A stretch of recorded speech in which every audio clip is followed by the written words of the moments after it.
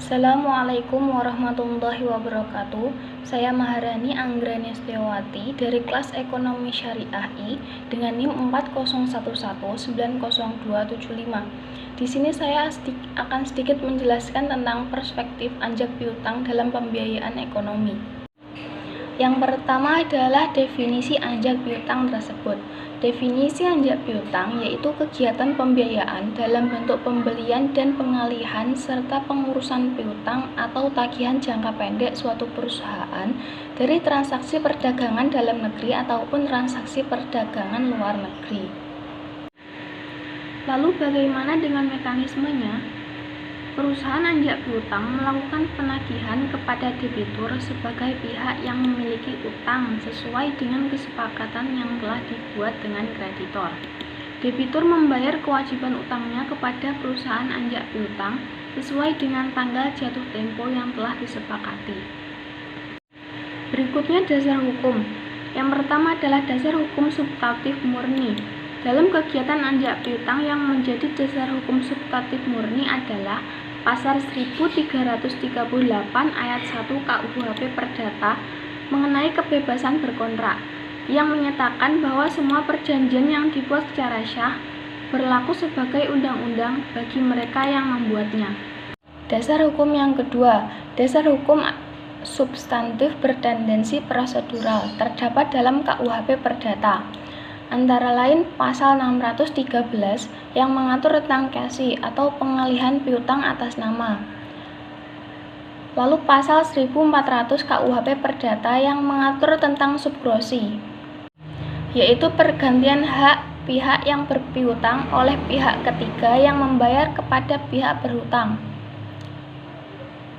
Lalu pasal 1457 KUHP Perdata sampai pasal 1540 KUHP Perdata yang mengatur tentang perjanjian jual beli.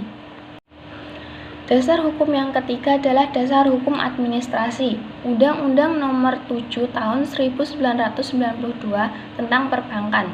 Di dalam pasal 6 huruf 1 Undang-Undang Nomor 7 Tahun 1992 terdapat alas hukum bagi bank untuk melakukan kegiatan anjak piutang, sekaligus memberikan pengertian apa yang dimaksud dengan faktoring. Yang dalam hal ini dipakai istilah anjak piutang. Namun demikian, Undang-Undang Nomor 7 Tahun 1992 telah diganti dengan Undang-Undang Nomor 10 Tahun 1998 yang hanya memberi tambahan saja. Lalu Kepresidenan Nomor 81 Tahun 1882 tentang lembaga pembiayaan. Dalam kepresidenan ini disebutkan bahwa anjak piutang merupakan salah satu kegiatan usaha lembaga pembiayaan. Keputusan Menteri Keuangan Nomor 1251-013-1966 tentang ketentuan dan tata cara pelaksanaan lembaga pembiayaan. Peraturan Menteri Keuangan Nomor 84-PMK-012 Tahun 2006 tentang perusahaan pembiayaan. Pasal 1 bahwa anjak piutang atau faktoring adalah kegiatan pembiayaan dalam bentuk pembelian piutang dagang jangka pendek suatu perusahaan berikut pengurusan atas piutang tersebut. Yang terakhir adalah Peraturan Presiden Nomor 9 Tahun 2009 tentang lembaga pembiayaan. Selanjutnya macam-macam anjak piutang. Transaksi anjak piutang berkembang sejalan dengan meningkatnya berbagai kebutuhan supplier. Dalam praktiknya, terdapat beberapa macam anjak piutang. Adapun macam-macam anjak piutang. Yang pertama dari segi pemberitahuan kepada pihak customer. Anjak piutang atau faktoring dapat dibagi dalam bentuk disclosed factoring, yaitu customer diberitahu bahwa tagihan telah dialihkan kepada lembaga faktoring dan pembayaran dilakukan langsung kepada lembaga faktoring tersebut. Lalu undisclosed factoring, yaitu pihak customer tidak diberitahu tentang telah dialihkannya piutang sampai terjadi sesuatu yang dapat menimbulkan risiko terhadap lembaga faktoring tersebut. Yang kedua dari segi keterlibatan klien dibagi menjadi dua. Yang pertama recourse factoring, yaitu pihak klien ikut serta memikul risiko yang mungkin timbul atas tagihan yang dialihkannya. Dengan jenis recourse factoring ini, pihak factoring diberikan hak opsi untuk menjual kembali piutang tersebut kepada klien. Non-recourse, jenis ini membebankan semua tagihan beserta risiko terhadap tagihan yang tidak terbayar kepada perusahaan factoring. Namun perjanjian factoring dapat dicantumkan bahwa di luar keadaan macetnya tagihan tersebut dapat diperlakukan recourse yang bertujuan untuk menghindari tagihan yang tidak terbayar karena pihak klien ternyata mengirimkan barang-barang yang cacat. Yang ketiga dari segi jumlah hutang yang dialihkan dibagi menjadi dua. Yang pertama fakultatif factoring, yaitu pihak factoring diberikan hak opsi untuk menentukan apakah piutang diterima dengan kontrak factoring atau tidak. Sebelum piutang itu dinyatakan diterima, klien bebas menjual piutangnya kepada pihak lain. Yang kedua, whole turnover factoring, yaitu perjanjian factoring dilakukan atas seluruh turnover atau total keseluruhan dana yang ditransaksikan dari perusahaan klien atas piutang yang ada atau yang akan datang. Hal ini untuk menghindari klien menjual piutangnya kepada pihak lain.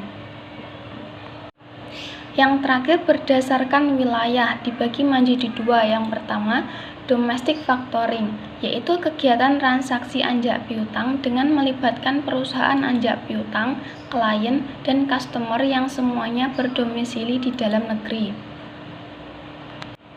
Yang kedua international factoring, yaitu kegiatan anjak piutang untuk transaksi ekspor-impor barang yang melibatkan dua perusahaan factoring di masing-masing negara sebagai ekspor factoring dan import factoring.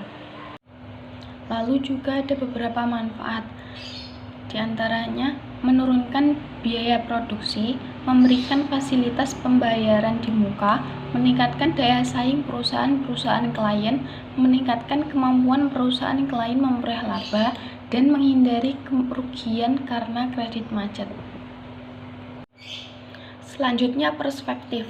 Dalam perspektif ekonomi Islam, anjak piutang yang berdasarkan prinsip syariah sering dikatakan sama dengan istilah hiwalah. Karena secara operasional mirip dengan pelaksanaan di bank syariah.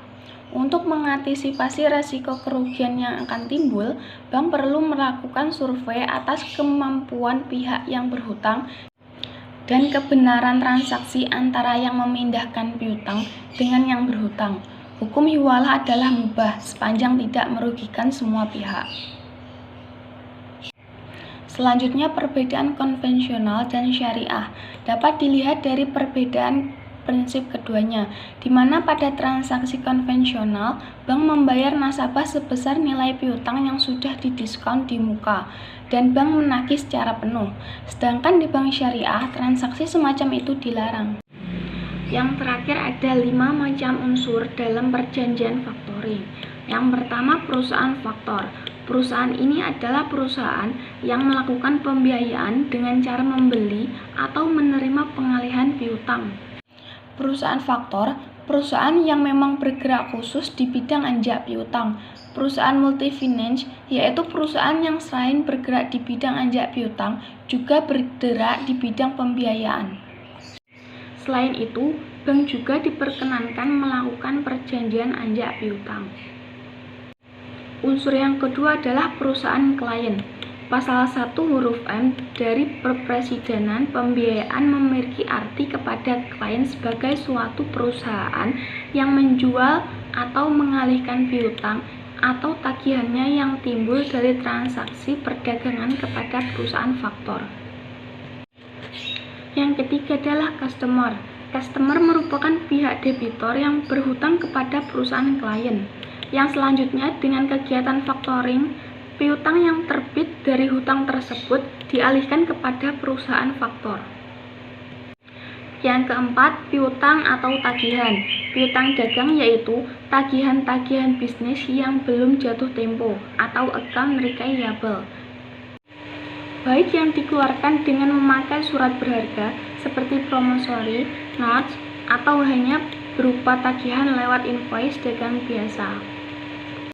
Yang terakhir atau yang kelima yaitu pengalihan piutang. Pengalihan piutang yang diatur dalam BW atau Burgerlijk Wetboek yaitu Kitab Undang-Undang Hukum Perdata. Perusahaan klien yang memiliki piutang baik yang sudah ada maupun yang belum ada, baik yang sudah jatuh tempo atau yang belum jatuh tempo, dapat melakukan pengalihan piutang kepada perusahaan faktor, baik dengan atau tanpa sepengetahuan debitor atas dasar asas kebebasan berkontrak yang terdapat dalam pasal 1338 BW. Asalkan telah memenuhi pasal 1320 BW mengenai syarat sahnya perjanjian, yaitu di antara kedua belah pihak telah terdapat kesepakatan. Kedua belah pihak telah memenuhi syarat kecakapan, kejelasan mengenai objek yang berupa piutang, serta perjanjian tersebut memenuhi kuasa yang diperbolehkan. Perjanjian anjak piutang merupakan short-term finance, sehingga tagihan yang dialihkan merupakan tagihan berjangka waktu relatif pendek, yaitu berkisar antara 30 sampai 100 hari saja. Sekian yang bisa saya sampaikan, kurang lebihnya saya mohon maaf. Wassalamualaikum warahmatullahi wabarakatuh.